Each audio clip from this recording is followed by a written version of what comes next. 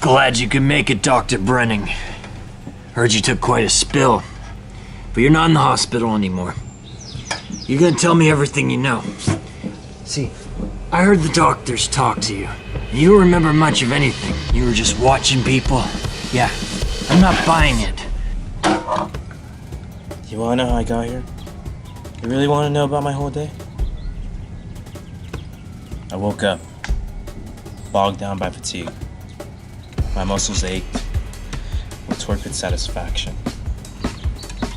My hair bothers my eyes. The refrigerator hummed uninterestedly while I was out in the coffee machine. I thought of Raul, the man who claimed the machine looked like something a younger artist looking to make a name for himself. Make out of human excrement. I only shared the one night and morning, but I often thought about the comparison while the coffee machine popped and gurgled.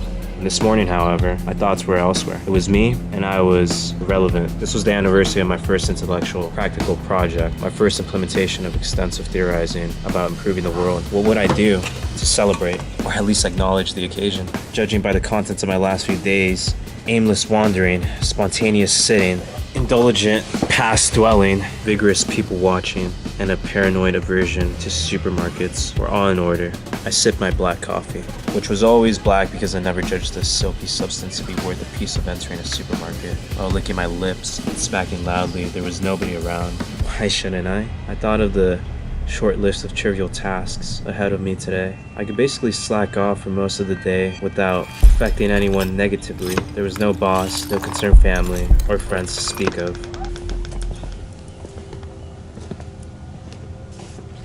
Oh, Dr. Brenning.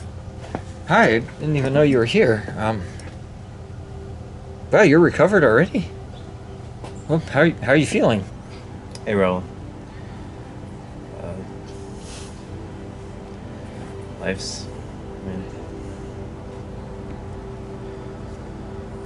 it's well. Yeah, other than my eye kind of itchy.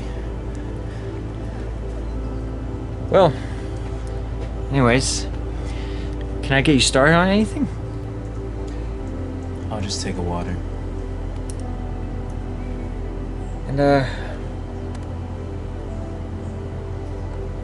what about you, sir?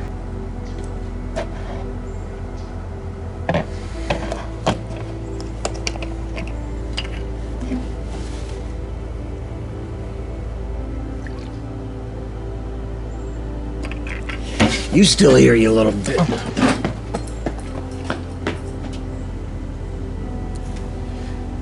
We weren't done talking. Continue. Well, it was January 10th. I had an issue. And that issue was with being anti-establishment. If the establishment is good, and I mean good at what it does and not good in an ethical issue, then it has a specific role and a specific set of prescriptions for the anti-establishment person. If you pay attention, you can actually see how the establishment needs the anti-establishment, or at least needs people to believe there is a legitimate anti-establishment force. This supposed counterweight would serve as an ethical watchdog on the big dogs. And in theory, they would alert the general public to the most obscene and reckless actions of the establishment. These days, consensus and anonymity are hopeless. They were ever since societies got larger than a few hundred. People are skeptical of unchecked powers, so witnessing conflict and argumentation is actually reassuring in the public eye. This is why the only effective rebel is the oft-referenced rebel without a cause. Once the rebel names a cause, they are co-opted and figured out and reframed in the proper and digestible ways, anti. But before any detestable cause opens itself up to being assimilated into the establishment by allowing it itself to be understood. But if we recognize that all systems run by and for people need the sense, not just to keep people happy, but to actually work towards a better world, then the ever rebel or the permanent devil's advocate might be necessary. That's definitely not exactly what you said, but it was what I remember from that lecture. That's great, Dr. Brenning. I don't feel like we're catching up. Let's cut to present day. Not much to say. I guess I'm in therapy. I never thought I'd be one of those people since I am the therapist. I said People told me to journal when my thoughts start racing. Cut the fucking shit, Dr. Brenner.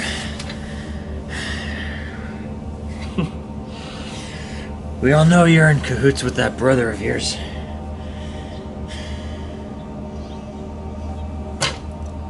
You're gonna tell us where he is? We're not brothers. At least not anymore. Since the incident, I've stayed far away. And honestly, I recommend the same to you. Incident? What the hell are you talking about, Skippy? Listen, I got 6 witnesses claiming they saw you two at Denny's 2 days ago, around 11 o'clock in the morning. 5 of those 6 witnesses report overhearing some talk about the notorious terrorist organization TRD-TATA, also known as 3 Retards drinking 3 at 3 a.m. Can you tell me anything about that? What was the 6th witness doing? We think he has dementia or schizo or something. But we could probably convince him to testify in a court of law, if it came down to that. Were you, or were you not, at that same Denny's with your brothers? It wasn't me. It was my brother Skippy.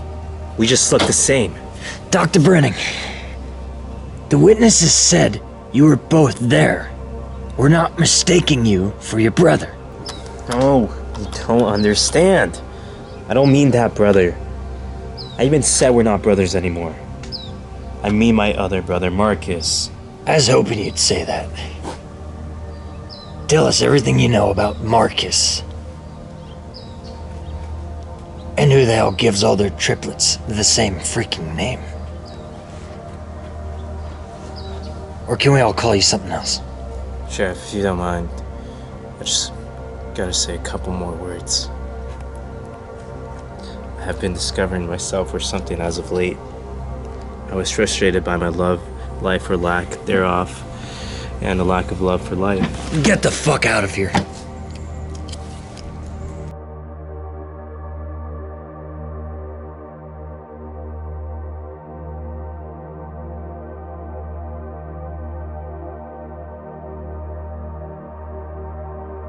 Dude, listen to this. Some people just blew up a statue of the governor. Wow, cool. Don't statues get blown up all the time though?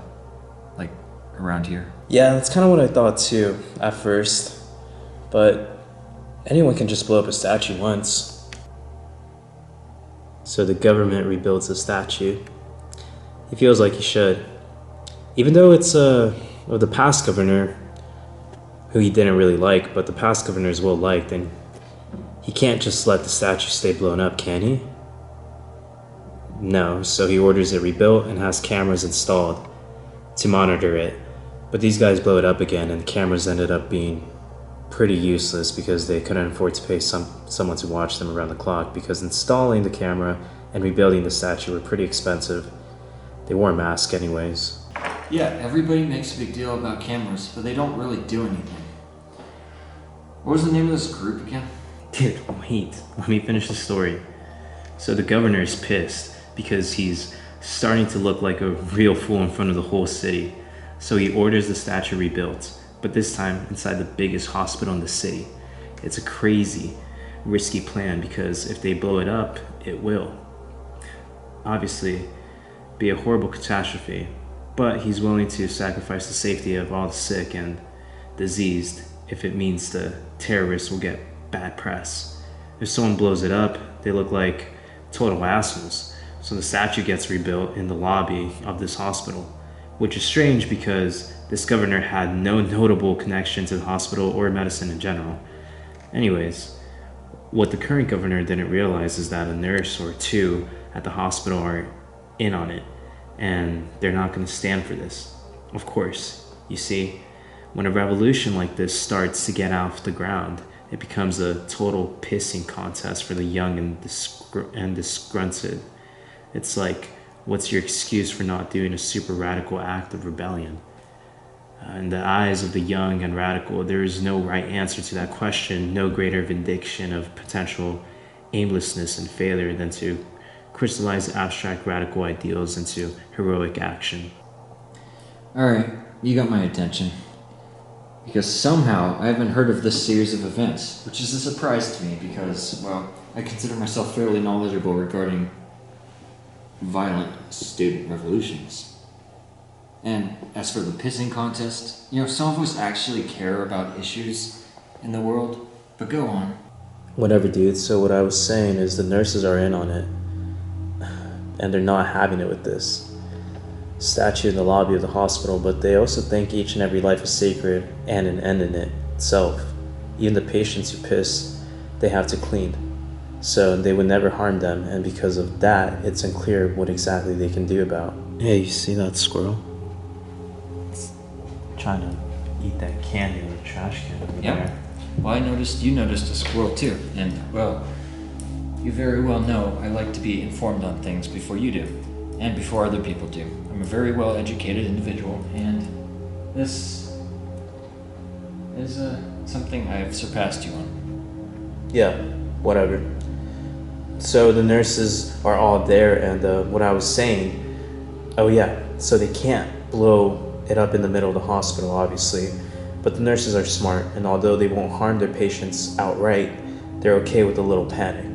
So the nurses start talking to the worst off and most sympathy-inducing patients in the hospital, kids with cancer, moms with cancer, and they start mentioning how stressful the statue is to have around, how it could blow up at any moment, which is total bullshit, because these terrorists wouldn't blow up a hospital, but the nurses were totally okay with having people think they might blow up in the hospital. And after a little while, when started as some paranoid whisperings and mutterings has spread to the hospital-wide panic, they had reporters coming in and out, interviewing the aforementioned cancer patients and nurses. They got like half the city outraged that the mayor would move the statue, which has been blown up twice, into a freaking hospital. And so now the governor is royally embarrassed. So he's done his darnest to preserve the legacy of the past governor, who was pretty well liked, although the governor didn't like him much, which is pretty funny. He thought the hospital thing was really clever, but it backfired horribly. He ends up having the statue taken down, and this time he doesn't try to rebuild it anymore. He was near the end of his term and skipped town like a year later. Couldn't take it anymore. Wow. That's crazy. Wait, who did this? I've never heard of it. Yeah, it was this group called 3 Retards drinking tea at 3 in the morning. They're right here in LA. I got my last ballot signed by one of them before I burned it. I am looking at you with admiration. I literally have so much to do. I need to go. Bye.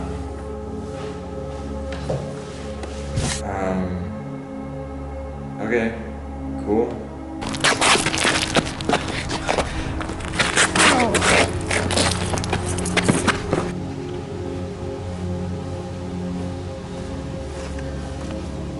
Hey, Dr. Brenning. Got off work early. Need a ride back to the apartment? Yeah, why not? I got a couple words to spare.